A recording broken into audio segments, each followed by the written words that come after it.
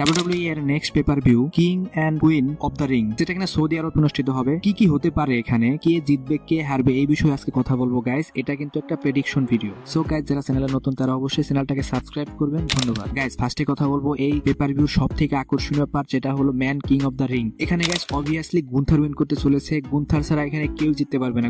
গুন্থারের জেতার সম্ভাবনা 99%। এখন আপনারা মনে করতে পারেন যে গুন্থারের অপোনেন্ট কি হবে। গুন্থারের অপোনেন্ট অবশ্যই র্যান্ডি অর্টন বা এলে নাইট হবে। অবশ্যই এলে নাইটের সম্ভাবনা গাইস সব থেকে বেশি। সো গাইস 99% শিওর যে এখানে গুন্থারি উইন করতে চলেছে। গুন্থারি হতে চলেছে WWE 2024 সালের man king of the ring winner. So guys নেক্সটে কথা বলবো হলো এই পেপার ভিউর যে মেইন ইভেন্ট সেটাকে নিয়ে। এইখানে কিন্তু ফেস করবে boring Cody Rhodes versus Logan Paul, যেটা হবে কিনা champion versus champion match.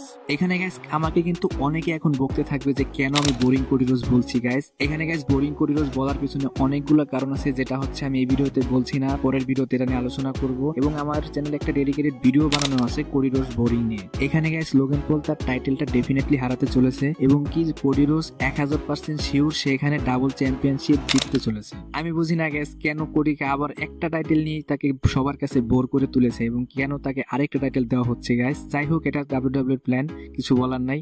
So guys অবশ্যই কোডি রোডস এখানে জিততে চলেছে। কোডি রোডস ডাবল চ্যাম্পিয়নশিপের মালিক হচ্ছে একজন আনডিসপিউটেড চ্যাম্পিয়ন এবং সে ইউনাইটেড স্টেটস চ্যাম্পিয়নশিপও জিততে চলেছে। সো গাইস এই পেপার ভিউতে কিন্তু আর এরকম হাইলাইট করার মতো কোনো ম্যাচ নাই এবং কি অন্যান্য যে ম্যাচগুলো আছে সেগুলো বলে কিন্তু আপনাদের আমি বোর করতে চাচ্ছি না। সুতরাং গাইস আজকের ভিডিওটা এই পর্যন্তই। নেক্সট ভিডিও দেখার জন্য সবাইকে অনুরোধ জানাচ্ছি। যারা যারা চ্যানেল নতুন তারা অবশ্যই চ্যানেলটা সাবস্ক্রাইব করবেন। ধন্যবাদ।